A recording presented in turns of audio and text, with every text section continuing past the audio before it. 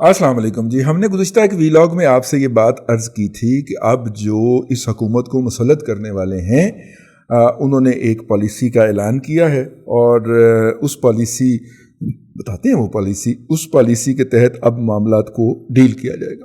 اور پالیسی کیا ہوگی کہ اب اپوزیشن بھی ہم ہی کھیلیں گے. حکومت تو ہم کھیل ہی رہے ہیں, ہم تو حکومت ہوتے ہیں, لیکن اب اپوزیشن بھی ہم ہی کھیلیں گے. لیکن حکومت میں جو پارٹی ہوگی اس کو اوقات میں رکھنے کے لیے ترین بھی ہم ہی کھیلیں گے. تھوڑے کو بہت سمجھیں, خط کو تار سمجھیں. حکومت کرنے والی پارٹی کو اس کے میچے میں رکھنے کے لیے, اس کی اوقات میں رکھنے کے لیے, اس کی لمٹ میں رکھنے کے لیے پرائم منسٹر کو ہر گزرتے دن کے ساتھ اپنی اوقات یاد دلاتے رہنے کے لیے یہ ضروری ہوگا کہ اس کے اندر بھی ایک ترین برآمد کیا جائے. لیکن اپوزیشن جو ہے, اور جتنی کمپرومائزڈ اور جتنی ڈپریسڈ اپوزیشن ہے, اس کے بعد اپوزیشن کو بھی ہم نے خود اپنی اپوزیشن رکھنی. یہ بات اتنی جلدی مٹیریلائز ہوگی یہ میں نہیں سوچ سکتا تھا. لیکن آپ کو پتا ہے کہ پی ٹی آئی کی حکومت کے بارے میں یا پی ٹی آئی کے لوگوں کے بارے میں آپ جتنا سوچ سکتے ہیں وہ اس سے کوئی 2000 قدم آگے جا کے تو ایکٹ کر رہے ہوتے ہیں کہ یار کوئی کتنے کے لیول تک گر سکتا ہے. آپ سوچتے ہیں ٹھیک ہے نا, اب نہیں تو اپنے ذہن کے مطابق قیاس کرنا ہوتا ہے, وہ اس سے کوئی 2000 قدم سے شروع ہو رہے ہوتے ہیں.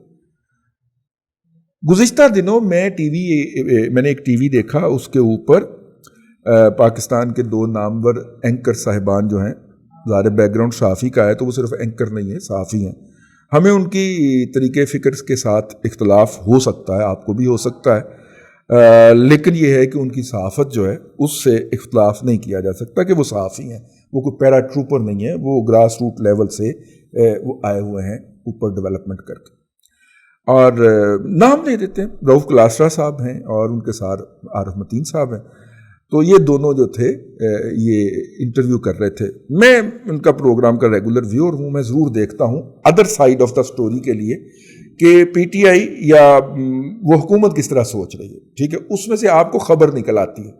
420 لاکھ والی خبر جو تھی, مطلب وہ ایسے ہی نکلی تھی نا, خاک صاحب نے وہیں سے نکالی تھی, تو اس سے خبر نکل آتی ہے. تو دوسری خبر بھی نکل آئی, اور دوسری خبر کی نکل آئی کہ کل انہوں نے مصطفیٰ رشید صاحب کو لائن پہ لیا ہوا تھا اور ان کا انٹرویو کر رہے تھے.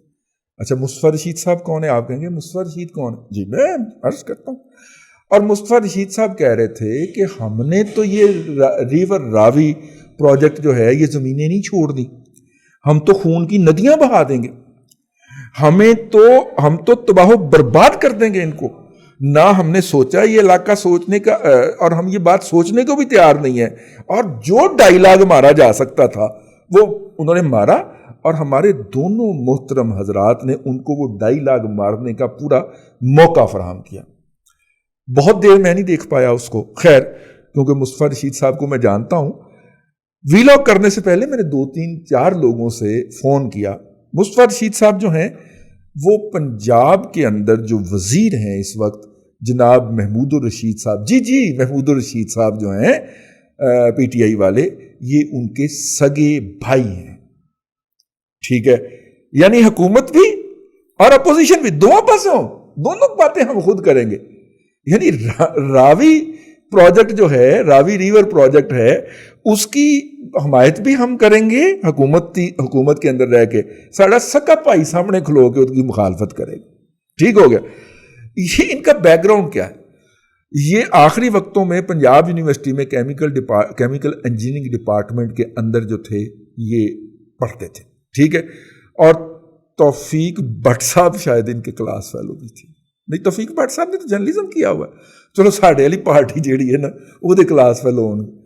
اچھا, تو وہ پارٹی نے بتایا کہ جناب یہ وہاں پہ پائے جاتے تھے, اور وہاں پہ ان کا داخلہ ظاہر ہے کہ وہ میرٹ پہ نہیں ہوا تھا بلکہ اسلامی جمعیت طلبہ کی وجہ سے ہوا تھا. ٹھیک ہے, کیونکہ ان کے بڑے بھائی یعنی کہ محمود رشید صاحب اسلامی جمعیت طلبہ پنجاب کے جو تھے وہ اس وقت ناظم ہوتے تھے, پورے صوبے کی نظامت تھی ان کے پاس. اگرچہ ان کی صوبے کی نظامت کے حوالے سے بہت ساری داستانیں ان کی طلبہ تنظیم کے اندر پائی جاتی ہیں, لیکن ہم کسی کے گھر کی باتیں جا کے گند کیوں پھرو لیں. ہم تو وہ دیکھیں گے نا جو گلی میں پھینکا انہوں نے. تو جو گلی میں انہوں نے پھینکا وہ یہ پروڈکٹ تھی. محمود الرشید صاحب جو ہیں انہوں نے مطلب کہ کافی زیادہ ان سے قطع تعلق کیا گیا جماعت اسلامی کی طرف سے، وہ تو ادروائز ان کے وننگ کینڈیڈیٹ ہوتے تھے.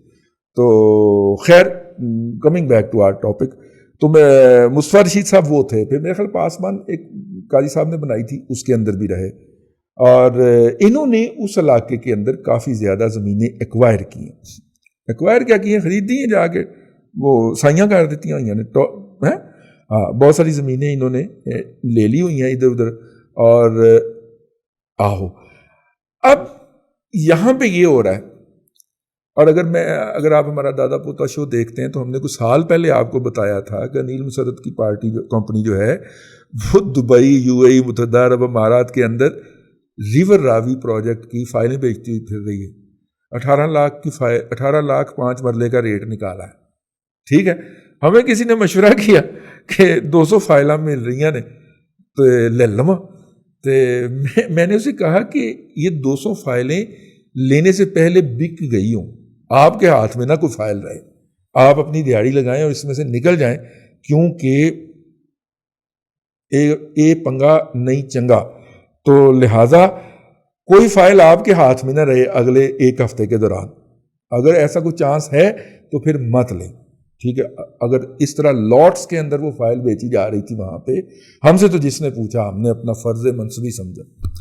اب ایک سائڈ سے محمود الرشید صاحب پارٹی کی حکومت میں بیٹھے ہوئے وہ کر رہے ہوں گے، اور دوسری سائڈ سے ان کے بھائی مصطفیٰ رشید صاحب لڑ رہے ہوں گے، اپوزیشن کر رہے ہوں گے. آئے ہائے ہائے ہائے ہائے، کیا مزہ آئے گا ویسے. ٹھیک ہے، تو یوں یہ بات منطبق ہوگی کہ حضرت قبلہ جو ہے کہ جو اوپر لیول کے اوپر پالیسی بنائی گئی تھی کہ اب حکومت بھی ہم نے کرنی ہے اور اپوزیشن بھی ہم نے کرنی ہے.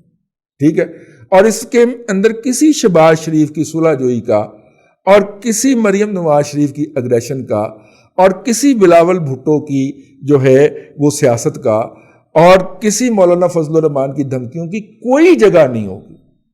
اور پھر وہ آپ اس کے ساتھ جوڑے اگلے 5 سال کے لیے حکومت میں جب ہم آئیں گے تو ہمارا GDP گروتھ بڑا زیادہ ہوگا.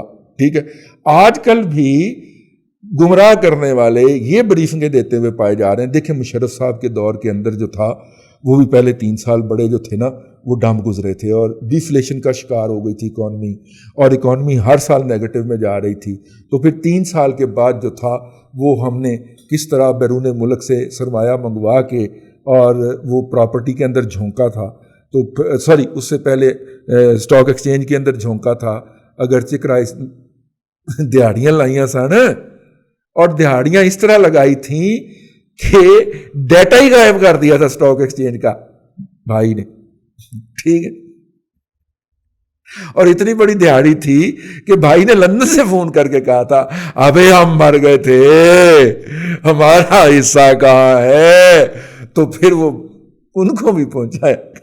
ٹھیک ہے، اتنی بڑی دیہڑی تھی. 2000 میں ایک لوٹ مار ہوئی، 2002 میں ہوئی، 2005 میں ہوئی. تینوں کا ایک ہی یوزول سسپیکٹ بلکہ کریکٹر تھا.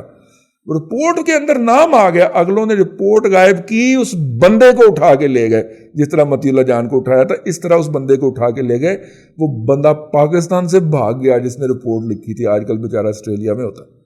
ٹھیک ہے، تو اتنا زیادہ ٹارچر ہوا کہ وہ بیچارہ پراپرلی بول بھی نہیں پاتا نا اب، لیکن وہ بھاگ گیا یہاں سے، بھگا دیا گیا اس کو کہ نکل گیا یہاں سے.